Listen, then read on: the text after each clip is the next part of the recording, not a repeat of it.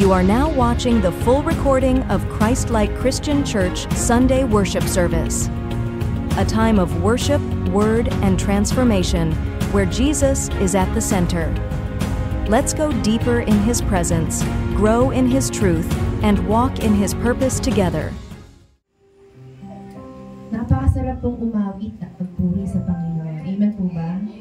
Amen. Kaya nga po sa awitin na ito, kagaya po nung sinasabi, na lahat po ng papuri natin ay tanging sa Panginoon lamang po. Siya po yung lumikha sa atin. Siya po yung nagmahal sa atin ng walang kapalit. Amen po ba? Amen. So, yung kailangan po natin gawin ay papuri at pagsamba ng buong puso, buong kaluluwa. Lahat po na meron tayo, lahat ay dapat pag-alay para sa ating Panginoon. Sobrang buti po na ating Panginoon. Amen po ba? Kaya nararapat lamang po na siya ay papurihan, sambahin, at itaas ang kanyang pangalan. Hallelujah.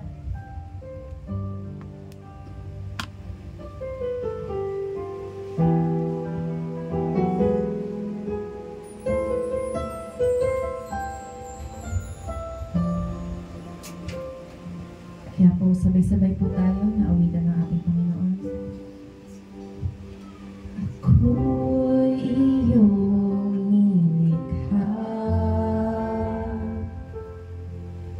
so wangis mo,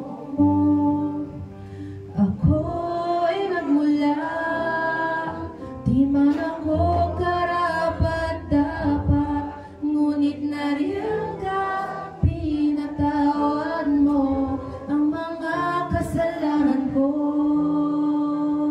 at ako'y tinawag mo anak. Kaya't ako'y magpupuri sa'yo. Isisigaw ang naisin ng pusong ito, kasama ng awiting nararapat sa iyo, at hindi magbabago ang pagmamahal at papuring alay ko. Mga po, Diyos, na hindi magbabago ang pagmamahal namin. Ako'y iyong nilikha, so wangis mo, ako ay nagmula, di man ako karapat-dapat, ngunit nariyan ka, pinatawad mo ang mga kasalanan ko, at ako'y tinawag mo anak. Kaya't ako'y magpupuri sa'yo. Isisigaw ang naisin ng pusong ito, kasama ng awiting nararapat sa iyo, at hindi magbabago ang pagmamahal at papuri. Kaya't ako'y magpupuri sa'yo. Isisigaw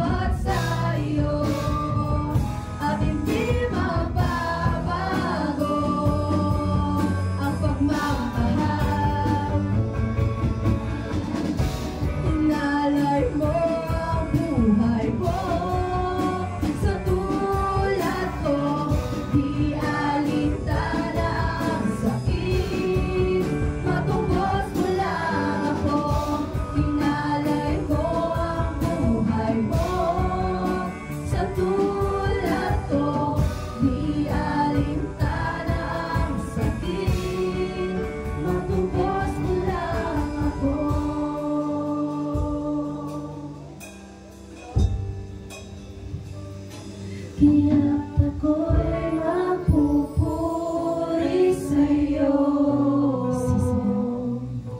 Isisigaw ang naisin ng puso ito, kasama ng awiting nararapat sa iyo, at hindi magbabago ang pagmamahal at papuri. Kaya't ako'y magpupuri sa'yo.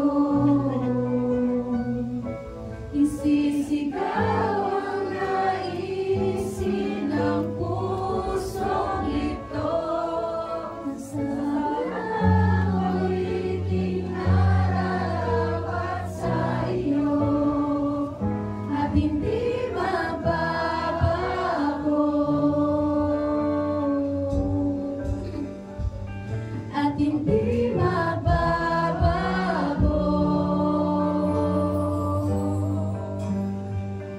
at hindi magbabago ang pagmamahal at papuring alay ko.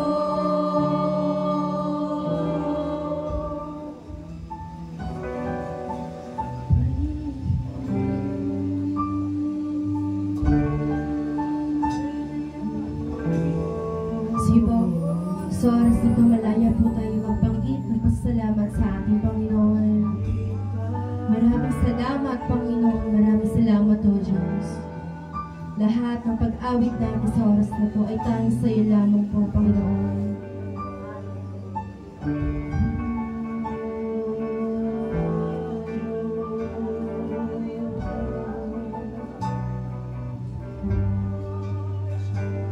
Lahat ng papuri sa iyo lamang, ang buhay ko sa'yo. Lahat ng papuri sa iyo lamang.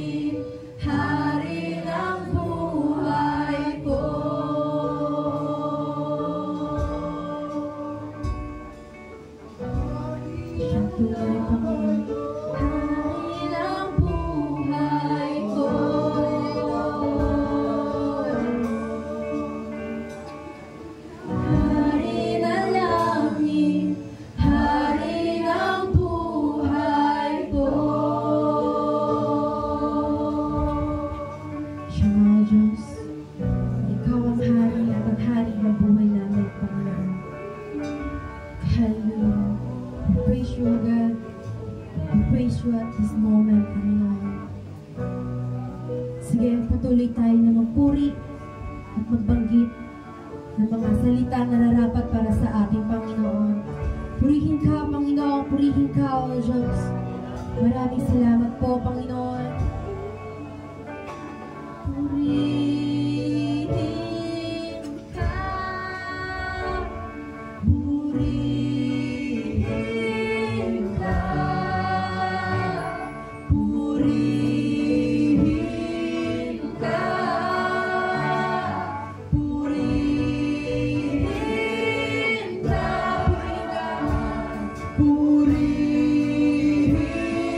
ka, purihin ka, purihin ka, purihin ka,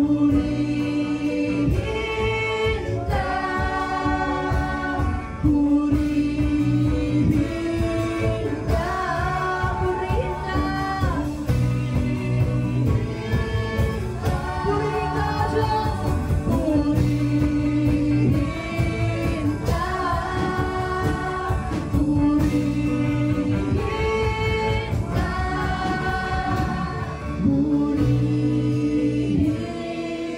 ka, purihin ka, purihin ka. Sa iyo, Panginoon, ang lahat ng papuri at pagsamba namin, O Diyos. Kagaya nga ng awitin namin kanina na para sa iyo, nararapat ka, Panginoon. Nararapat kang papurihan, O Diyos. Dakila ka sa buhay po ng bawat isa sa amin. Naniniwala kami, Panginoon, na kanina ka pa kumikilos sa amin sa oras na ito. Kaya naman, Panginoon, kami nasasabi, kami natutuwa, kami nagagalak, Panginoon, na sa mga oras na ito ay kasama ka namin, O Diyos. Panginoon, hindi kami mapapagod magpuri at umawit sa iyo. Kaya nga, O Diyos, sa iyo po ang lahat ng papuri at ang pinakamataas na pagsamba sa oras na ito. Sa tanging pangalan po ng ating Panginoon Jesus, lahat po tayo magsabi ng Amen. Amen! Amen! Hallelujah! Purihin ka, Panginoon! Hallelujah! Tunay na kagaya nga po na sinabi ko kanina, hindi tayo mapagod sa ating pananampalataya. Amen po ba? Pagkas kasama natin ang Diyos sa buhay. Amen! Amen! Hallelujah! Kaya sa oras po na ito, pwede po ba tayo lahat ay kumanta, sumayaw, at pumalakpak po para sa ating Diyos sa buhay. Amen! Hallelujah! Sabay po na ating pagpalakpak. Pwede po bang hinian natin ang ating mga katabi? Hallelujah!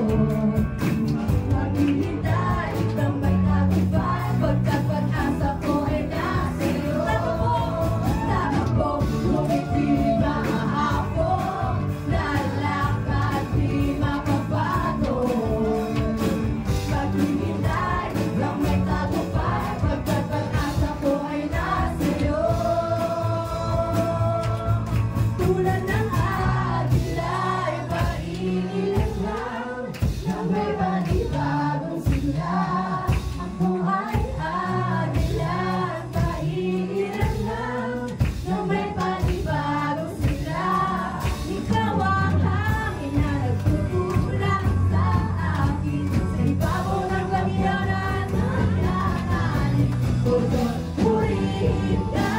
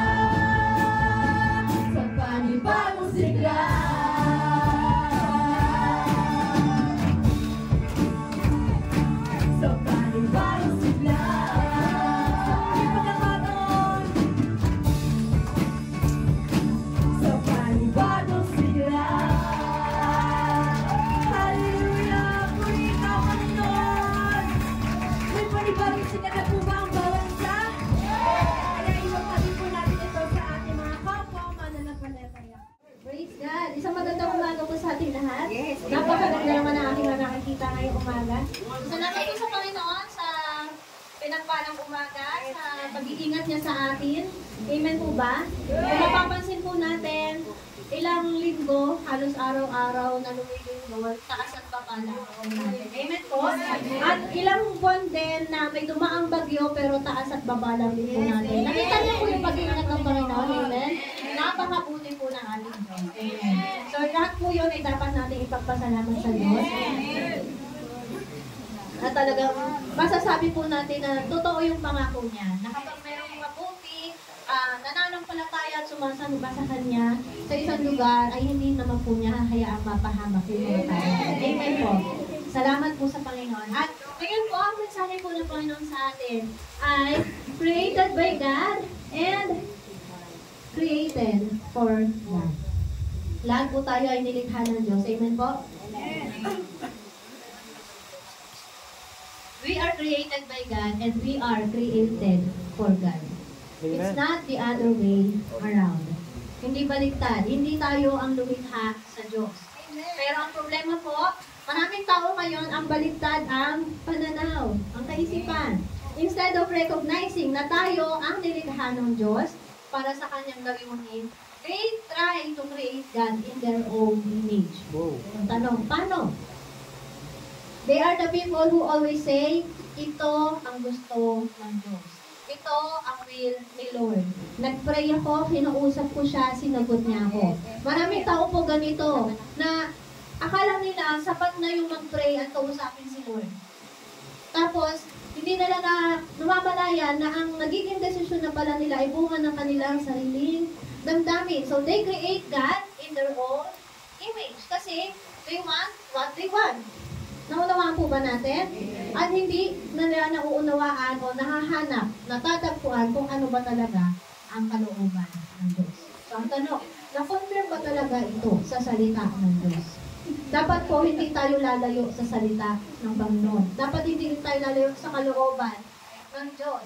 So, para malaman natin yung naikonsulta ba sa mga leaders o pastor na ibinigay ng Diyos para mag-guide sa atin yung ating mga desisyon. O baka naman ito ay sariling interpretasyon lamang ayon sa gusto ng tao. So, kung titingnan po natin, noong panahon po ni Moises, iba ang paraan ng Diyos. Hindi siya basta-basta nagsasalita sa bawat isa ayon sa sariling kagustuhan nila. God spoke clearly through Moses, his servant, at bago niya kausapin ang mga tao.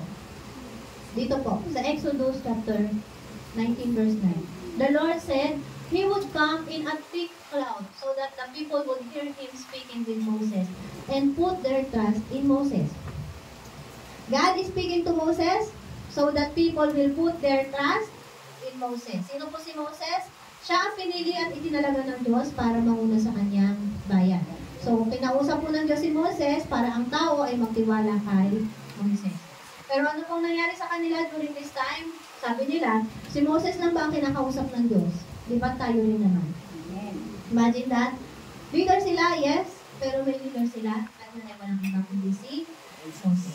So, bago po natin ituloy ang mensahe, tayo po ay manalangin. Father God, we thank you for this day. Maraming salamat, Panginoon, sa patuloy na pag-iingat mo sa amin sa ilang buwan, sa ilang taon, na kami ay patuloy na iniingatan mula sa mga sakuna, Panginoon. Salamat, O Diyos. At ngayon po, sa oras na ito, makikinig kami ng mensahe. At maunawaan po namin ang mensahe mo ito na kami ay nilikha mo para sa iyo at walang iba kundi para sa iyo lamang, O Diyos. At sa oras na ito, buksan na po ang aming puso, ang aming isip. Na matanggap po namin, maunawaan, maisabuhay ang iyong salita. Ikaw nawa ang marinig, ikaw ang mahayag, ikaw ang madakila, Panginoon. Salamat po in Jesus' mighty name. Amen. Sa aklat po ng Numbers, ang sabi dyan, God said, when there is a prophet among you, I reveal myself to them in visions. But this is not true to my servant Moses. With him I speak face to face, clearly and not in riddles. Meron po ba ditong may gift of prophecy? Alam po ba natin na sa church natin meron pong may gift of prophecy? Nasa church po natin merong prophet. At yung prophet na yun, hindi para mag-prophesy sa buong mundo kasi nasa Bible na. Ang prophet na yun ay ginagamit ng Panginoon para sa church, to edify the church. Magbigay ng warning, magbigay ng mga mensahe ng Panginoon. But God said, when there is a prophet, I reveal myself to them in vision. So, God is giving us visions. Amen. Amen. Amen. Pero dito po, kay Moises, with him, I speak face to face, ang sabi ng Diyos. So, sa leader po na ibinigay sa atin ng Panginoon, face to face siyang pinakausap ng Diyos. Amen. Although yes, hindi natin masabi na, ay, wala naman yung tolda. Kasi sa panahon ni Moises, may tolda na kung saan doon lang bababa ang Panginoon. Tapos yung mga tolda sa paligid, nandun lang yung mga leaders. Si Moses lang ang pwede pumunta doon sa gitna para kausapin natin. So, ibig sabihin po, ang Diyos ang magdedesisyon sa kung kanino niya gustong makipag-usap face to face. Amen? Yeah. And to know that Moses declined his calling. Not once, but many times. Maraming beses tinanggihan ni Moses yung calling. Ay, nandiyan na tayo. Yeah. Maraming beses tinanggihan ni Moses yung calling niya. Pero, siya pa rin ang pinili ng Diyos at binigyan ng privilege to talk to Him face to face. Amen? At yun ang dapat po natin tanggapin. Kung sino ang tinawag at pinili ng Diyos, dapat igalang at sundin natin. Amen. Dahil may order at may authority ang Diyos sa kanyang pakikipag-usap sa kanyang bayan. Amen. Hindi ito basta-basta subjective o personal na opinion lang ng tao. That's right. So we are created by God for God. Becoming God's instrument. Iyan po ang mensahe dyan. Becoming God's instrument. Meaning, kung gusto mong magamit ng Panginoon talaga, meron po tayong kailangan gawin. So we are created by God and for God. Ang Diyos ang lumikha sa atin at para sa kanyang kaharian. Kailangan nating maunawaan ng may kapangyarihan.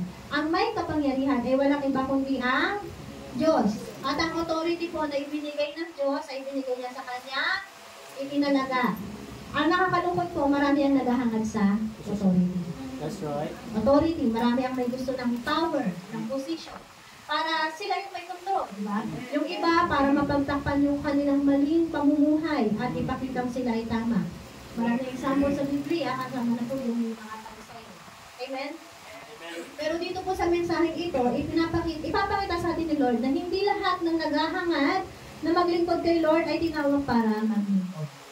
Marami siyang tinanggihan. Tama po ba? Sabi, Panginoon, susunod po ako. Pero sabi ni Lord, may lungga ang fox. Pero yung ibon, merong nest. Pero yung anak ng tao ay wala. Nakita po ba natin, maraming nagsasabi, Lord, gusto ko susunod ako sa iyo. Pero yun ang sagot niya. Tapos meron siya ipapagawa, tapos alam niya, hindi kaya. Ano yun? Bakit ng Diyos yung damdamin ng tao? Kung talaga bang gagawin, bukal sa loob ang pagsunod o hindi. Amen po ba? Pero pa nga doon sinabi niya, sige, ipamahagin mo yung kayamanan sa mga nangangailangan. Bukalis na malungkot yung mayaman. Diba? So, hindi pwede sinabi mong gusto mo sumunod ay okay na. Diba? Kasi karamihan ko kasi, yun nga, kadalasan pala, kung sino yung walang talento, sila pa yung ginagamit ni Lord para magiging sa kanya. Kasi, ibig sabihin, kung sino pa yung ayaw, sila pa yung pinipili ni Lord. Amen? So, sabihin natin sa walang talento, mahirap po yan sa pagpasok sa ministry kasi from zero knowledge, tuturuan ng instrument. Mahirap po yun kasi hindi siya pinanganak na talentado sa bagay na yun. Pero, mabagal man yung proseso, ang mahalaga ay may mababang puso. Amen po ba? So, pero karamihan din naman po, kapag gumaling na, natuto na, gumaling na sa talentong ibinigay ni Lord sa kanila, biglang nagkakaroon ng pride. So, parang ipinanganak silang talentado. Pinanganak silang talentado. Although, sayang man, pero kayang palitan ng Diyos yun. Yung mga ganong tao. At kaya din niyang basagin at buuin muli ang kanyang Amen po ba? Maraming beses yan. Yun ay kung may pusong handang magpabasag at magpabuo sa Panginoon. And one more thing po, isa po talaga sa napakaraming may ayaw. Pero ito, marami din may gusto. Maraming naghahangad na maging pastor. Pero hindi lahat na naghahangad na maging pastor ay tinawag para maging pastor. Kadalasan nga po, yun nga, kung sino yung may ayaw, sila ang tinatawag at pinipili ng Diyos. Sabi po dito, you have not chosen me, but I have chosen you. I have appointed you to go and produce fruit that will last. Ano pa dito? Sa Hebreo, ang karangalan ng pagiging pinakapunong pari ay hindi maaaring makuha ni naman sa kanyang sariling kagustuhan. Ang Diyos ang pumipili sa kanya tulad ng pagkapili kay Aaron. Ano sa ba dito? Unang Korinto, but God chose the foolish things of the world to shame the wise. God chose the weak things of the world to shame the strong. Dito po, ito sa Tagalog para mas maunawaan natin. Subalit pinili ng Diyos ang mga naturingang hangal sa sanlibutan upang hiyain ang marurunong. At pinili niya ang mga naturingang mahihina upang hiyain ang malalakas. Pinili niya ang mga pangkaraniwang tao, mga hinahama at mga mahihina sa sanlibutan ito upang ipawalang saysay ang mga kinikilala ng sanlibutan. Kaya walang sino mang makakapagmalaki sa harap ng Amen. Amen. Amen. Dapat maunawaan natin na hindi porket napakagaling ng tao na nakikita ninyo ay siya na ang pipiliin. That's right. Hindi sapat na may kaalaman ka. Maaaring alam mo ang Biblia, alam mo sa ulado mo o pinag-aralan mo talaga yung maging yung mga context, mga original context, ganyan. Pero hindi ibig sabihin na pwede ka nang mangaral ng salita ng Diyos. That's right. Lalo na kung hindi ka naman tinawag ng Diyos para sa ganoon pagpuli. So, malinaw po na sinasabi dito, ang Diyos ang pumagili, siya ang nagtatalaga. Amen? Para ipawalang saysay ang mga kinikilala ng sanlibutan. Yung mga hinahangaan, tinitingala, ipinapawalang saysay po yan ng Panginoon. Amen? Amen. Hindi po pwedeng ipagpilitan ang gusto natin. Amen. Dahil sa sinabi mo, halimbawa, dahil sinabi mo, nag-aalab ka o eager ka to share the word of God, ang tanong, fully equipped ka na ba? Dumaan ka ba sa tamang proseso ng Diyos? Nagpasakop ka ba sa kanyang itinalaga? Hindi mo pwede sabihin na mas may compassion ka kaysa sa leader mo. At yung leader mo ay sa tingin mo, tamad at walang ginagawa. God said, submit. Amen. Amen? Submit. Kahit pili mo wala siyang ginagawa, akala mo lang yun. Kasi ganun din po yung nangyari kay Moses. Amen po.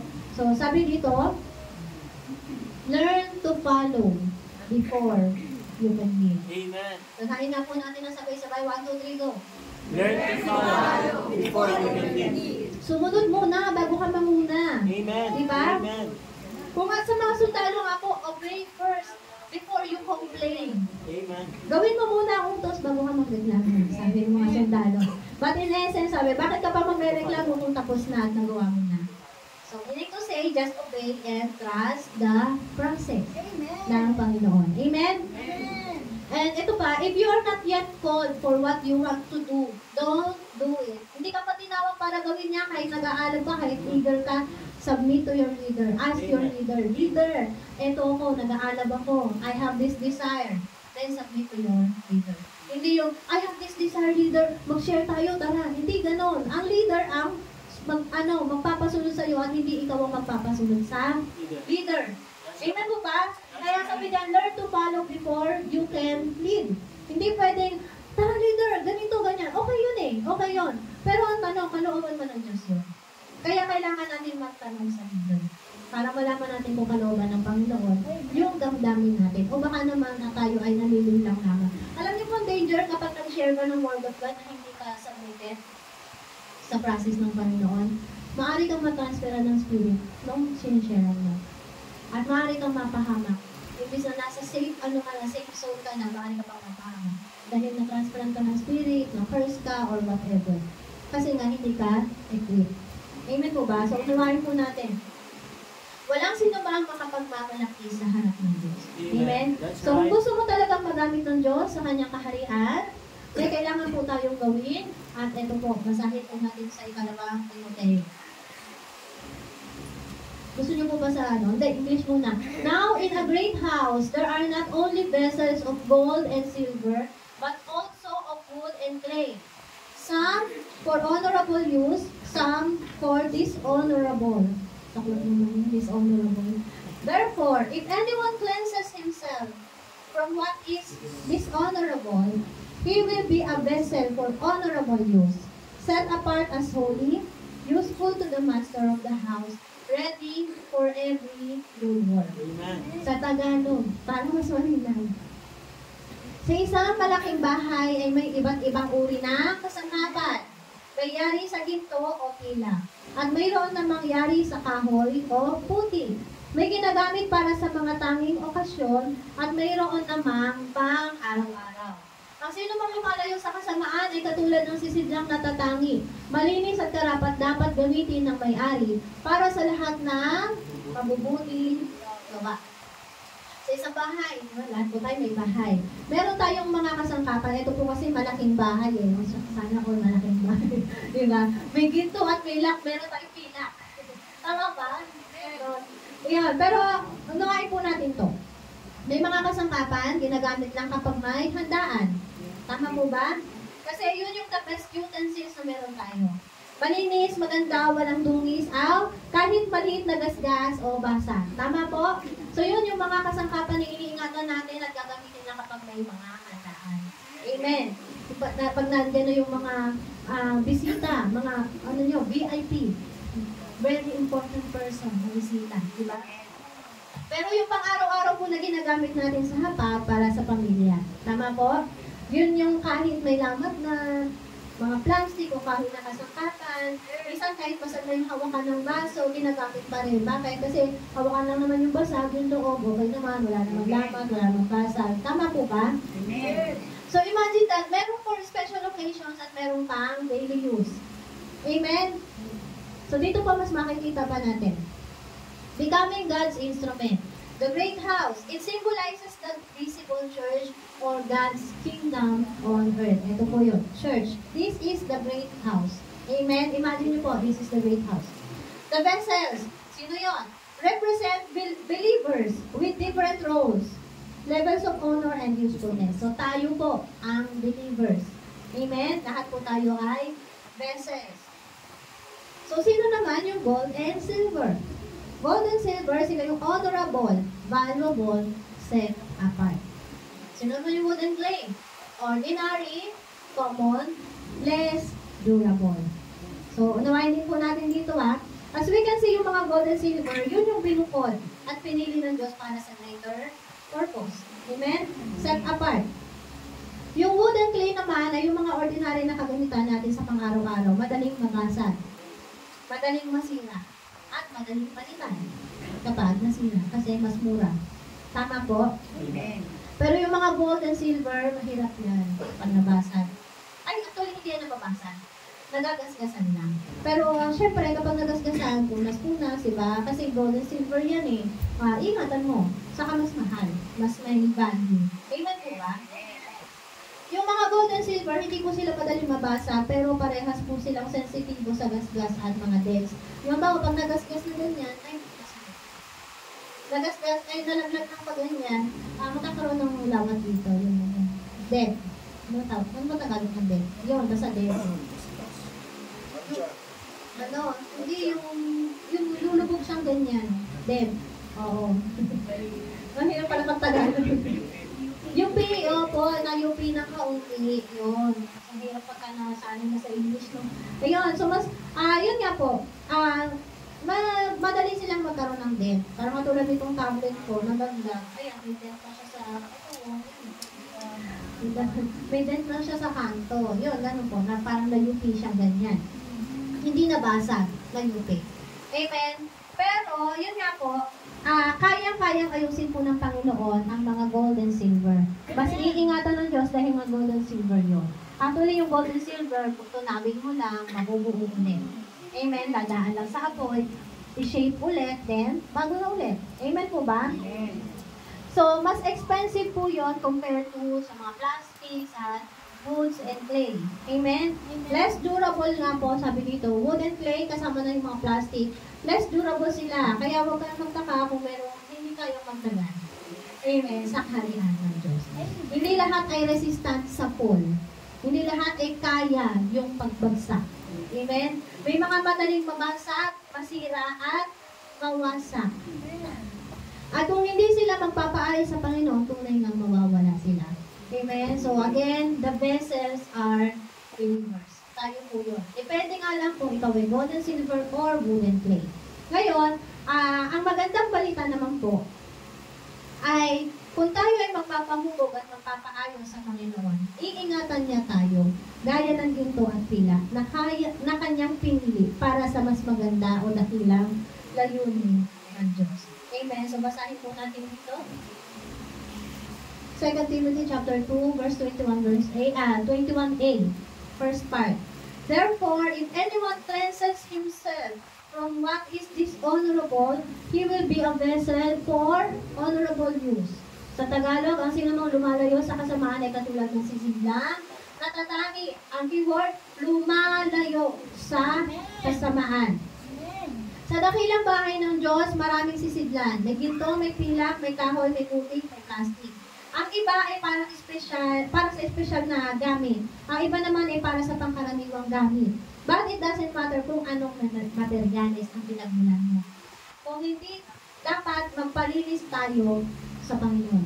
Dapat maging banal tayo at maging handa na gamitin ng ating Diyos. It doesn't matter who and clay ka ba kasi kaya-kaya i-turn into gold and silver. Amen. If anyone cleanses himself from what is dishonorable, lumalayo sa kasamaan. Cleansing, separation from sin, false teaching, and dishonorable practices. Cleanses himself, sabi kanina. Kung maglilinis tayo, meaning tayo mismo ang maglilinis, magdedesisyon sa ating sarili. Amen? Kung tayo po mismo sa sarili natin ang lalayo at tatalikod sa ating mga kasalanan. Amen? Amen. Hindi pwedeng clay ka tapos gusto mo maging gold and silver pero hindi ka lumalayo sa luma mo pagkatao. Gusto mo pa rin maging clay, gusto mo pa rin maging gold. So walang magiging changes na nangyayari. Amen? So lalayo, tatalikod sa ating mga kasalanan at mga maling katuruan at maling kasanayan, dishonorable practices. At kung maglilinis nga tayo, ay gagamitin po tayo ng Diyos. Amen? Marami, hirap po talaga sa paglilinis pa lang. Paglilinis pa lang, hirap na. Marami nagsasabi ang higpit naman, ang lupit naman. Yung iba pa sabihin, hindi naman ganyan ang Diyos, si Lord mapagpatawad, si Lord mahabagin. Ayun pa, at hindi nila sa mga tumutupad sa kautosan ng Diyos ay self-righteous. Nakakalungkot, di ba? Nang dahil lang po sa hindi nila kaya yung proseso ng paglilinis ng Diyos, ay dinadaan nila sa galit at masasakit na salita para mapagtakpan ang kanilang karumihan. So, cleansing, masakit po talaga yan kasi hinihilisin ka. Ayan, nakikita niyo po dyan. Minsan nga, steel brush yung kailangan, di ba? Masakit yun. Kung steel brush ka, ito poong pa lang yan eh. Diba? Kung yung kabilang side na sabihin, may nakadikit sa'yo, ang hirap tanggalin. Naunawa ko ba natin? Amen. So yun yung mga kasalanan, karumihan na meron tayo na kailangan alisin ng Panginoon para maging malinis tayo sa Kanya. Paningin. Amen? Amen. God's vessels are not chosen by material. Amen. No matter what your background is, your talent or your status. Amen. But by purity and surrender. Amen. Hindi mahalaga kay Lord kung magaling ka, kung talentado ka, That's kung right. kinikilala ka ng mga tao, hinahangaan ka nila o tinitingala ng marami. Ang mahalaga po sa Diyos ay kung malinis ka sa Kanyang paningin. At kung nagpapasakop ka sa Kanyang panuntunan. Amen? So sabi po sa atin, let us purify ourselves from everything that contaminates body and spirit. Let us purify ourselves. Tayo po, again, tayo ang maglilinis sa ating sarili. Sa tulong po ng ating Diyos. Amen? But we need to decide for ourselves. Sabi diyan, cleanse your hands, you sinners, and purify your hearts. Cleanse your hands and purify your hearts. Malinaw po? Tayo pa rin po mag-desisyon. Sabi pa dito na po tayo sa chapter 2, verse 21, second part. Set apart as holy, useful to the master of the house. So kapag malinis na po, magiging karapat-dapat gamitin ng may-ari. Eh, sino ba magagamit ng kasangkapan ng marumi? Diba? Kaya sabi ng Panginoon dun sa mga Pariseo nililinis ninyo yung labas, pero yung loob, hindi. Ang dumi, lugyot. So, paano mo gagamitin? Inom ka ba ng tubig sa maruming baso? Hindi. Diba? So, yun po yung ayaw ng Panginoon. So, sa Panginoon, yung ginagamit lamang niya, yun talaga malinis at karapat-dapat.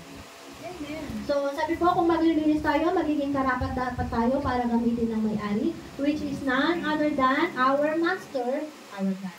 Amen? So, we should be made holy, set apart for God's exclusive use. We will be made holy. Amen? Para sa layunin ng Diyos. Sabi po dito, but just as He who called you is holy, siya na tumawag sa atin ay banal, so be holy in all you do. For it is written, be holy because I am holy. Ang Panginoon po nagsabi nito, maging banal kayo, magpakabanal kayo dahil ako ay banal. Amen? So, Peter is quoting God's words from the Old Testament. Galing po yan sa Leviticus, yung verse na yan na sinabi ng Diyos. Peter is reminding believers that holiness has always been God's standard for His people. Magpakabanal tayo. At ito ay sinabi mismo ng ating Diyos. So, come to think of it, bakit may mga taong nagagalit kapag sinasabi at pinapangalan namin ng kailangan natin magpakabanal? Mamuhay tayo ng banal. Sabi po dito, be holy in all you do. Lahat ng ginagawa mo, dapat ikaw ay banal. Meaning dapat, sa lahat ng gagawin natin, may kabanalan. Dahil ang Diyos po ay banal. Amen. Ang kabanalan ng pamantayan ng Diyos. Hindi niya ibinababa ang kanyang standard kahit kailan. Amen. Hindi siya magbababa ng standard niya kahit kailan. So, kailangan po natin maging banal. At dapat makinig po tayo sa salita ng Diyos at hindi sa damdamin natin. Sabihin ng mga iba kasi, ang hirap naman maging banal. Wala namang matuwid, wala kahit isa. Lahat tayo ay makasalanan.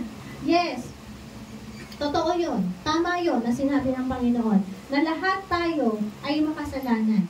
Pero, hindi ibig sabihin no, na mamumuhay ka na sa kasalanan. Amen? Walang matuwid sa sarili nating lakas. Pero, hindi sabihin nito na hindi na tayo dapat magkakabanal.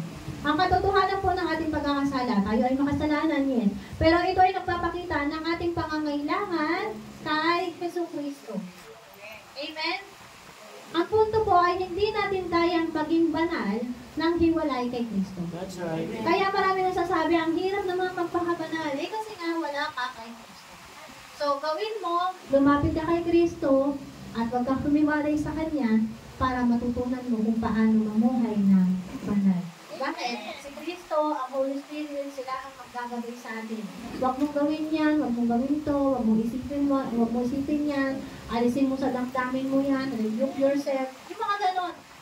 Mga simpleng bagay, nagalit ka, sasabihin sa inyo Holy Spirit, huwag kang magalit, kalma lang, di ba? Siyempre, lalo pag high blood ka na, kalma lang, baka ma-high blood ka. Kasama po yun sa paggabi ng banal na Espiritu sa atin. Kung ayaw natin mapadali ang ating buhay, listen. Amen? Kaya po sabi ni Pablo, it is no longer I who live, but Christ lives in me. So sana po lahat tayo matutunan po natin kung paano mamuhay na katulad ng kay Pablo na Christ lives in us. Amen? Yung si Lord na yung talagang nasusunod sa buhay natin at hindi na tayo. Kasi madalas po talaga pagka umiram na yung emosyon, yung galit, syempre, yun na. Hindi, galit ako. Ganyan. Hindi, mali ginawa niya. Diba? Yung kahit may nagsasabi sa'yo, kalma lang, hindi, mali talaga siya.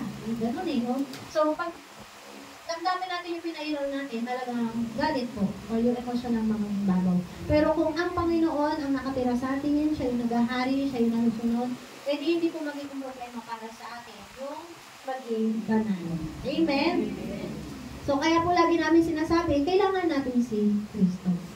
Amen? Sino ba naman hindi nangangailangan kay Kristo? Lahat po tayo kailangan si Kristo. Although, yes, mahirap sa umpisa, pero pag sinanay mo yung sarili na sumusunod kay Kristo, hindi na po mahirap. Amen? So, kung gusto mong ikaw ay magamit, sundin po natin, magpalinis tayo at maging karapat-dapat para maging useful tayo to the Master. So, useful to the Master. The goal is not self-glory but service to Christ. Once ikaw ay nalinis na, na-set apart na, you will become useful to the Master. Amen. Sabi lahat. At kung magiging banal na tayo, we will be useful to the Master. We will serve Christ not to glorify ourselves. Amen. Kundi para paluguran, papurihan at sambahin si Kristo. So dito po bumagsak si Satanas. Amen po ba? Inangkin niya yung glory na dapat ay sa Diyos. Gusto niya, siya yung paglingkuran instead na siya dapat yung maglingkod sa Diyos at sa nilikha ng Diyos. So, ayaw niya. Sabi niya, hindi. Ang gusto ko, ako. Magaling ako to. Yung ganun, basta lahat sa kanyang sarili. So, wag po natin tularan si Satanas. Tayo po bilang mga anak ng Diyos ay tinatawag na mamuhay sa kababaang loob at kabanalan. Upang manatiling tapat at kapakipakinabang sa ating Panginoon. Manatiling tapat at kapakipakinabang. Useful to the Master. Next po, preparedness. God equips His cleansed vessels for service. So, hindi naman niya porque ikaw ay gold and silver na, bigla, na agad, go ka na agad. I-prepare ka talaga ng Panginoon. Amen po? Kapag ang isang sisidlan ay nalinis na at iniwalay na para sa Panginoon, hindi lang ito basta nakatabi. So, kadalasan nga po kasi, di ba, itatabi lang natin siya and then ilalabas na kapag may mga handaan at bisita. So, hindi lang po yan basta nakatabi. Inihahanda ito ng Diyos para sa kanyang gawain during the time na sila ay nakatabi, set apart. Amen? Preparedness means readiness. Hindi sapat na malinis lang tayo. That's right. Kailangan din po tayo maging handa. Amen. Handa. Sabi po dyan, sa last part ng 21, ready for every good work. Sa Tagalog, para sa lahat ng mabubuting gawain. Tulad ng isang sundalo, na hindi lang magsusuot ng uniforme, kundi sinasanay para sa labanan. Amen ba? Ganon din po ang ginagawa ng Diyos sa atin. Kapag sinabi ni Pablo na ready for every good work, malinaw na ang pagiging banal at paglilinis ng sisidlan ay hindi nagtatapos sa pagiging set apart. Amen? Ang layunin ng kabanalan ay kagamitang handa. Isang sisidlan na hindi lang malinis, kundi handa ng gamitin ng Panginoon sa anumang mabubuting gawa. At marami yun, hindi yun basta-basta lang. Amen? Holiness leads to readiness. Amen. Ang paglilinis ay hindi para lamang sa display, kundi para maging handa sa aktual na paggamit. So, dito naman maraming magaling mag-pretend na sila ay holy sa pananamit, sa pagsasalita, sa pagkilos. No, ang galing, parang sabihin mo, ay, napakagano naman ito. Sinasamahan ko yung Lord. Yung gano'n talagang may imagine mo na talagang holy to, ganyan. Pero, tingnan mo ang pamumuhay. Tingnan mo, anong gamit naman ang namin. Ano naman ang puso? Ano ang motibo? Kung ang motibo niya na lahat tayo ay maligtas, then yes, God is with him. Pero kung ang motibo niya ay magpagwasak ang kaharian ng Diyos, then, yan ay, sabi doon, ano yun? Sheep? Ano yun? Fox in a sheep's clothing? No? Nagpapanggap lang. So, God equips His vessels. Ang Diyos mismo ang nagbibigay ng kakayahan at lakas upang pagampanan ang kanyang manunis. So si Lord, sa kanya galing yung ating lakas, hindi dahil sa ating lakas. Kaya sabi kanina, pinipili niya yung mga walang kakayahan, yung mga walang alam sa kanila ng tao. Amen? Kasi dapat sa Diyos tayo didepende. Yung masasabi mo, kaya ko ito nagagawa dahil sa Diyos. Kaya ko ito nasasabi dahil sa karunungan pinigay ng Diyos. Sa totoo lang po, masasabi namin, ako wala akong alam. Wala akong alam. Hindi ako nag-aral ng Bible School. Ganyan. Pero nagbasa ako ng Biblia. At sinamahan ako ng Panginoon. At tinuruan ako ng Diyos. Yung alam niyo yun, yung experience na alam mong wala kang may pagmamalakay kundi ang Diyos lamang. Yun po dapat. Hindi yung, kasi nakapagtapos ako ng Bible School, Bible Theology, natapos ko, ganitong level, ganyan-ganyan. Natapos ko basahin lahat ng Biblia. Iba't ibang context, iba't ibang version, ganyan. Kahit gaano lang yung kaalaman natin kung hindi yan galing sa Diyos. Kaalaman lang yan. Amen. Iba ang kanulungan sa kaalaman. Amen po? Amen. Every good work, lahat ng mabubuting gawa, hindi lang piling gawain. Amen? Kundi lahat ng mabuting gawa na itatalaga ng Diyos. Mula sa maliit na bagay ng paglilingkod hanggang sa malalaking misyon ng pananampalataya. Halimbawa, nag-start ka as usher, taga-welcome ng mga dumadalo nung pumapasok, tagalinis ng upuan, tagalinis ng church, di ba? Maliit na gawain para sa paningin ng tao, pero malaking gawain yun para sa tao. Amen. Amen? At yun nga, ready for every good work. Lahat yun kabilang sa good work. Yung paglilinis, pagtulong, pag-alalay ng mga tao. Naunawaan po ba natin? Lahat po yun ay every good work. So sabi po ng Panginoon, we are His workmanship, created in Christ Jesus for good works. Lahat po tayo nilikhahan ng Diyos. Sabi nga, we are created for God, by God and for God. Workmanship tayo ng Panginoon, nilikhahan niya tayo. We are created in Christ Jesus for good works. Sa mabubuting gawa. Meron ba namang nilikhahan ng Diyos tapos ang gagawin ay paninira, pangwawasak? Eh di syempre, alam niyo na kung sino lumikha niyo. Di ba? So, maunawaan po dapat natin na ang para sa Diyos, lahat yan ay sa kaayusan. Amen. Readiness is both spiritual, purity, and practical, equipped with the Word. So, spiritual readiness, yun po yung kalinisan. Ang pagiging handa ay nagsisimula sa malinis na puso at pamumuhay. Amen.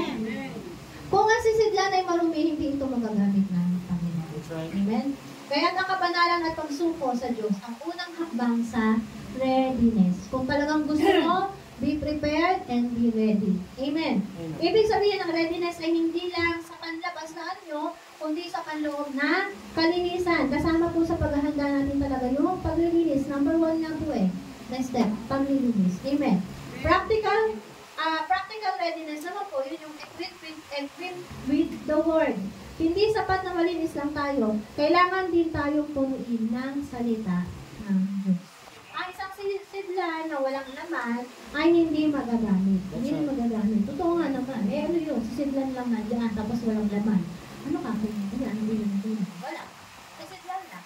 Naman po ba natin? Ihain mo man dyan. Hindi ano gagawin mo sa sisidlan na to? Ibenta ko na lang. Di ba? Kung walang laman, wala kang gagawin sa sisidlan. Sisidlan na. Naunawaan po ba? So, yan po ay kailangan may laman para magamit. Ang Word ang magbibigay ng laman, direksyon, at lakas para sa bawat mabuting gawa. Amen? So, the next step you can naturally move into is empowerment. Empowerment. That readiness becomes effective only when the Holy Spirit fills and empowers the cleansed and equipped vessel. So, only the Holy Spirit can fill. Amen po? At yun po yung ating power. Kung wala man ng Espiritu, hindi wala rin tayo. Yan nga po. Hindi ko pala na-flash. Empowerment. That readiness becomes effective only when the Holy Spirit fills and empowers the cleansed and equipped vessel. So, tayo po yung malinis and equipped na vessel. So, magiging talagang effective lang po yung ating kahandaan kung yung Holy Spirit ay pupunuin tayo. Amen po? God is not looking for the most talented or visible vessels, but for the cleansed, consecrated, and available ones. Available ka, cleansed ka naman, consecrated ka naman. Amen? Maraming available pero hindi pa cleansed and consecrated. So, kailangan maging cleansed, maging consecrated para maging kagamit-gamit. Amen po? Hindi niya hinahanap talented, hindi niya hinahanap yung nandyan lang. Ang hinahanap po niya, malinis. Amen? So, yung talagang tanong, what am I made of? Ay, hindi pala yan. Hindi pala dapat yan. Huwag mong itanong sa sarili mo kung ano ka ba ginawa. Yung kanina nga, diba? Lahat tayo yung vessel. It's either gold or silver and wooden clay. So, huwag mo itanong, what am I made of? Ang tanong mo, am I surrendered and sanctified for the master's use? Pwede mo ba natin basahin yung am I surrendered? 1, 2, 3, go. Am I surrendered and sanctified for the master's use? Nakapag-surrender ka na ba? Nalinis ka na ba para magamit ng Panginoon? Whether you are a vessel of gold, silver, wood, or clay, if you are cleansed and surrendered, God will use you. Amen. If you are willing, He will make you holy, useful, and prepared for every good work. But you need to be prepared for His refining process. Mga kapatid, ang pagiging isang sisidlan na kapaki-pakinabang sa Diyos ay may kaakibat na malaking responsibilidad. Kailangan po natin maging handa sa buong proseso ng Diyos. Kung ikaw ay malinis at lubos na nakasuko sa Kanya, gagamitin ka ng Panginoon. Kung ikaw ay handang magpasako, siya mismo ang magpapabanal sa iyo. Gagawin ka pakipakinabang at ihanda ka para sa bawat mabuting gawa. Pero tandaan po natin, kailangan din po natin maging handa sa refining process ng Diyos. So tulad po ng ginto, alam niyo naman po yung ginto, dinadaan po yan sa apoy. Tama? Para luminis at maging maningning. Amen, maging pino. Kahit po yung clay, kailangan din po yan durugin. Ito mas mahirap talaga eh. Kung lahat po tayo nag-start as wood and clay. So yung process ni Lord, dudurugin, pipinugin, idadaan sa apoy. Bimomold, idadaan sa apoy bago maging isang sisidlan. Amen? So yun yung process ng wood and clay bago siya maging kagamit-gamit.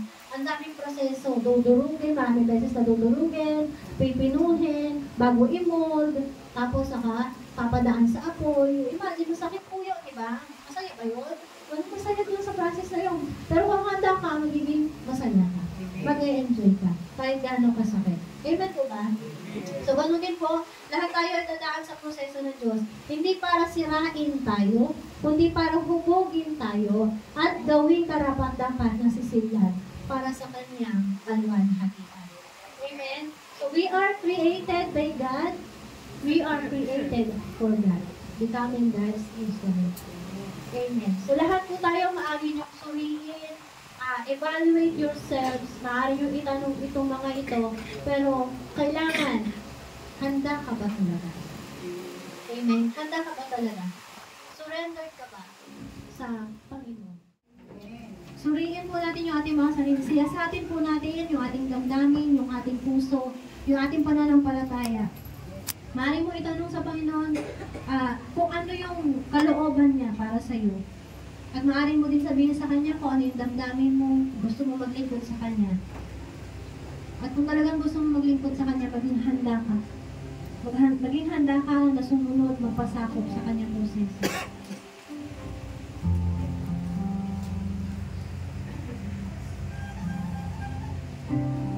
Sige kapatid, malaya ka ngayon sa oras na ito. Kausapin mo kayo. Lapit mo sa Kanya ang puso o ang damdamin.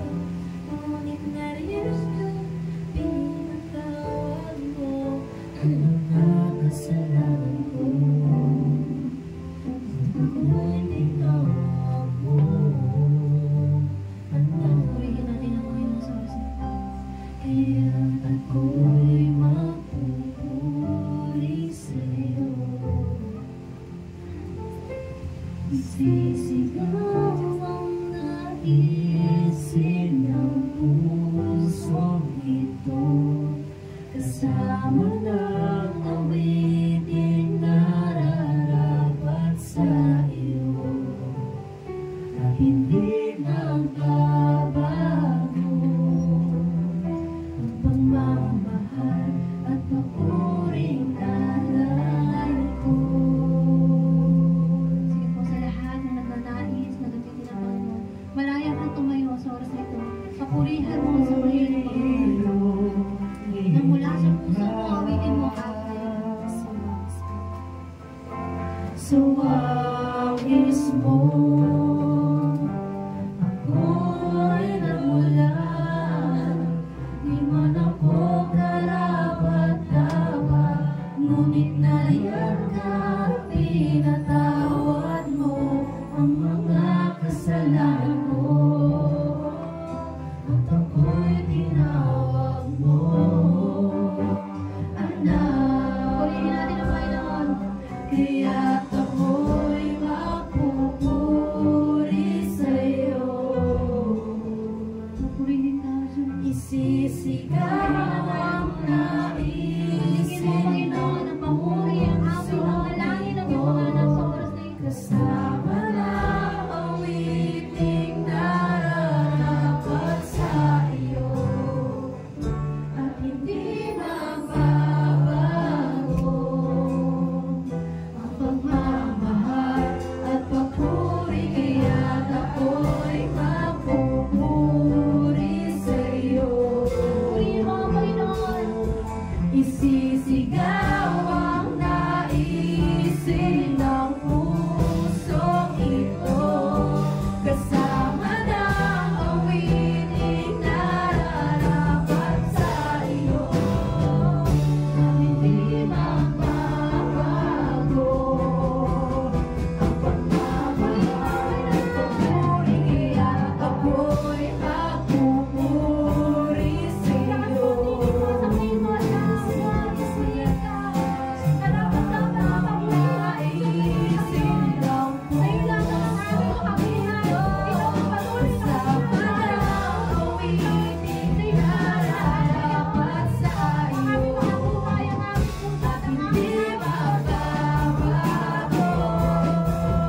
Ang pagmamahal at papuri, ako'y mapupuri sa iyo.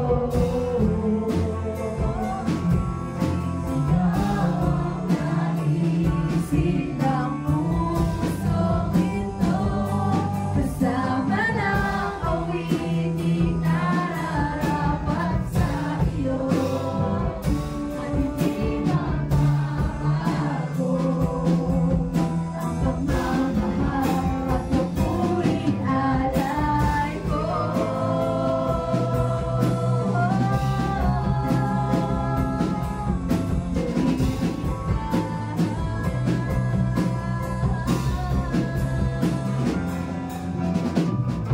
Inalay mo ang buhay mo sa tulad ko. Di alintana ang sakit, matubos mo lang ako. Inalay mo ang buhay mo sa tulad ko. Di alintana ang sakit, matubos mo lang ako. Inalay mo ang buhay mo sa tulad ko. Di alintana ang sakit, matubos mo lang ako.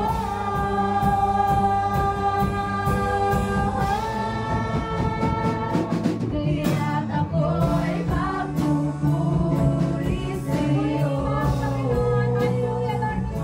Isisigaw ang naisin ng pusong ito. Kasama ng awiting nararapat sa iyo. At hindi magbabago ang pagmamahal at papuri. Kaya't ako'y mapupuri sa iyo. Isisigaw ang naisin ng pusong ito. Kasama ng awiting nararapat sa iyo.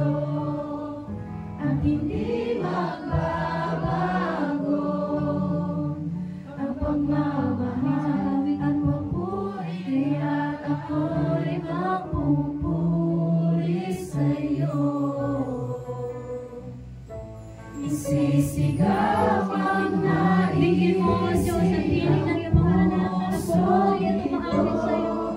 Kasama ng awiting nararapat sa iyo at hindi magbabago.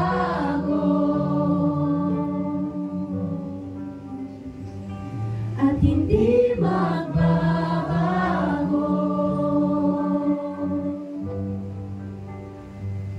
At hindi magbabago. Ang pagmamahal at papuring alay ko. Salamat sa iyo, Panginoon. Salamat sa pag-ibig mo na patuloy na hindi nagbabago, Diyos. Patuloy mo pinapadama sa bawat isa sa amin ang iyong pagmamahal, ang iyong pagpapatawad. Salamat, O Diyos, na narinig namin ang iyong mensahe. Kami ay nilighasok para sa iyo, O Diyos, para sa mabuting gawa na inilaan mo para sa amin. Kaya naman, Panginoon, sa oras na ito, kung kami po ay wood or clay, Panginoon, inilalapit po namin sa iyo ang aming mga puso, yung aming buhay. Alam mo po, batid mo po ang laman ng puso ng bawat isa. Sa mga handang magpagamit sa iyo, O Diyos, linisin mo po ang bawat isa. You can turn everyone into gold or silver according to your will, O God. Kaya sa oras ba na ito, kalooban mo siya magawang nangyari ko mo. Ikaw ang maglinis. Ikaw ang magturo. Ikaw ang maghubog, Panginoon. Nang sa ganun, patuloy kaming magamit sa iyong kaharian. At sa inyo po namin lubos sinitiwala yung aming mga buhay. Kami na yung mga kasangkapan ng Diyos ay nagtitiwala sa iyo, sa iyong proseso, na alam po namin na kami iingatan mo, patuloy mong lilinisin, Panginoon. Sa inyo po namin lubos sinitiwala ang bawat isa.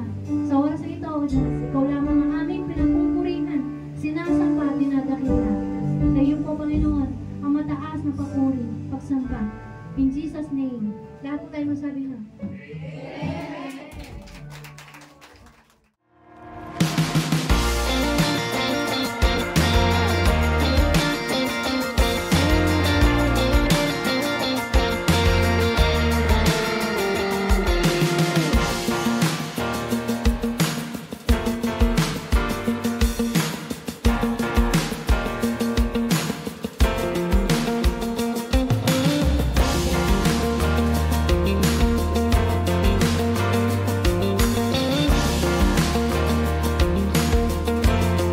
Let's take a few moments to stay connected with what God is doing in and through our church family. Please tune in to these important announcements, opportunities to grow, serve, and fellowship together. Join us for morning devotion every Monday to Saturday from 5 a.m. to 7 a.m. live on our CLCC Facebook group. Come early, come expectant, and begin your day with the Word, worship, and a fresh encounter with the Lord. Let's grow together in faith, one morning at a time. We also invite you to a special time of seeking God together. Join us every Friday night from 7 p.m. to 8:30 p.m. for our prayer and Thanksgiving gathering. It's a sacred space to pour out our hearts, lift up our needs, and give thanks for all He has done. Come expectant. Breakthrough happens when we pray. And for our young champions, don't forget Amazing Kids, happening every Saturday from 9 a.m. to 11 a.m. right here at CLCC. It's a fun, faith-filled time designed especially for children ages 6 to 12, with Bible stories, songs, games, and lessons that build strong foundations in Christ. Your kids will love it. We'd love to see you again next Sunday. Join us for our Sunday services here at CLCC. We have 2 worship services every week. First service starts at 8 a.m. and second service at 10 a.m. Come early, come expectant, and bring someone with you. There's always a seat for you in God's house.